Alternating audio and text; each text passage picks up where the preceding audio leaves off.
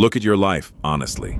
Is it clean and linear? Or does it look like a museum of unfinished identities? A guitar in the corner, a half-coded SaaS project, 3 online courses at 40% completion, gym obsession phase, philosophy phase, entrepreneur phase, crypto phase, martial arts phase. And underneath all of it, a quiet shame. You tell yourself you lack discipline. Other people call you unfocused. Some say you just haven't found your thing.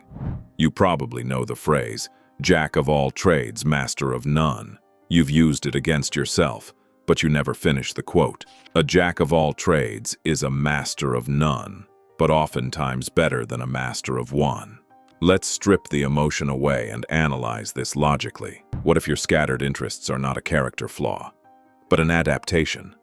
What if your brain isn't confused? What if it's preparing? The lie of the last century. For most of the industrial age, the world rewarded specialization. Factories needed repeatability. Corporations needed predictability. Career ladders were stable. It was an I-shaped world.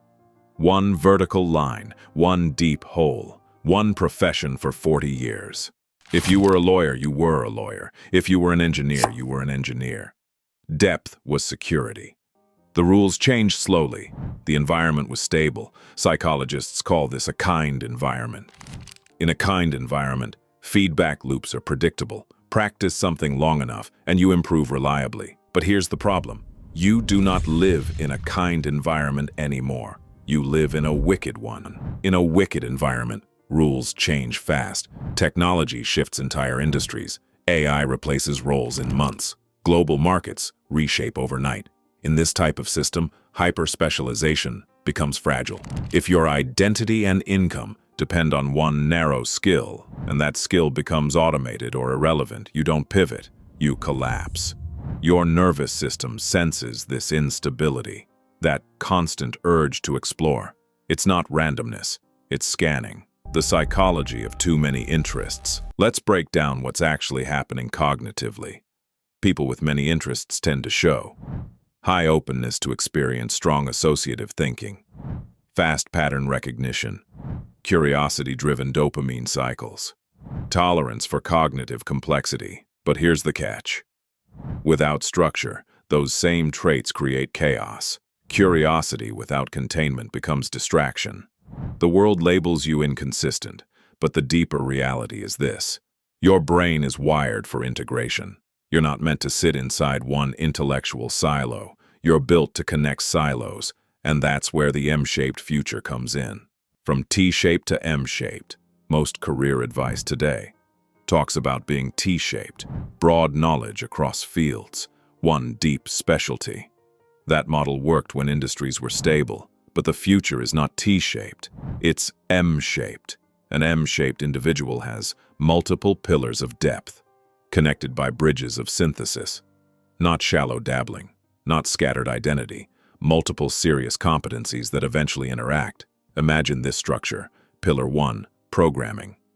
Pillar 2, psychology. Pillar 3, fitness. Pillar 4, business. At first, they seem unrelated, but over time, something happens. Programming helps you automate business systems. Psychology improves your marketing. Fitness improves discipline and energy regulation. Business ties it together. Now you're not a programmer. You're a systems architect of human behavior and digital leverage. That's synthesis. And synthesis is where innovation lives. The concept of far transfer. This is where real cognitive science enters. Most specialists rely on near transfer. They solve new problems using tools from the same domain. A lawyer solves legal problems. A coder solves coding problems. But M-shaped minds operate through far transfer. Far transfer means applying concepts from completely unrelated fields to generate novel solutions. Example: a beekeeper who becomes a software developer. On paper, those fields don't overlap. But beekeeping teaches ecosystem balance, feedback loops, distributed systems, seasonal cycles. Now that person designs digital platforms like ecosystems instead of rigid systems. That's not random experience. That's cross-domain intelligence.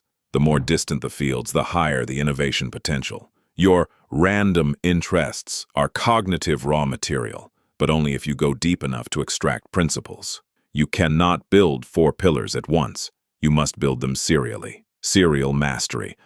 The only way this works. Here's the rule.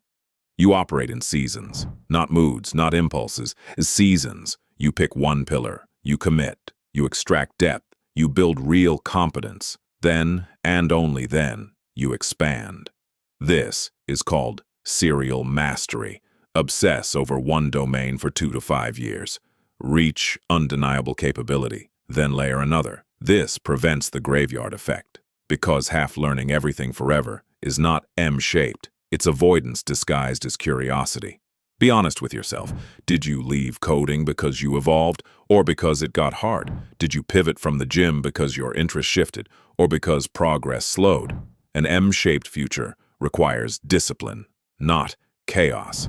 Now let's confront something uncomfortable. Many people hide inside the multipotential identity to avoid commitment. They say, I just have too many interests. But the reality is they never stayed long enough to struggle. They chase novelty, not mastery. Dopamine from starting feels good.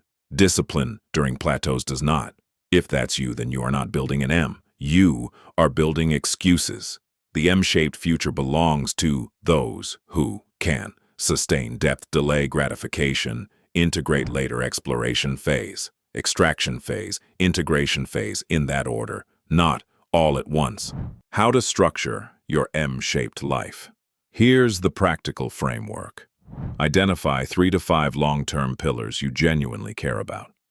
Rank them by current economic leverage. Choose one primary pillar for the next 2 to 3 years. Allocate 70% energy to the main pillar. Allocate 20% to maintenance of secondary interests. Keep 10% for pure exploration. This prevents stagnation without causing fragmentation. You are not suppressing curiosity. You are managing it. Final truth. You were never meant to be one thing, but you were meant to build something coherent. The M-shaped future is not about dabbling. It's about strategic depth across multiple domains, sequenced intelligently, integrated deliberately. If you feel scattered, you are not broken. You are early. If you feel behind, you are not lost. You are nonlinear, but nonlinear paths require stronger self-leadership. Choose your next pillar. Commit to a season. Build real depth. Then connect worlds. That's not chaos, that's architecture. And architecture survives the future.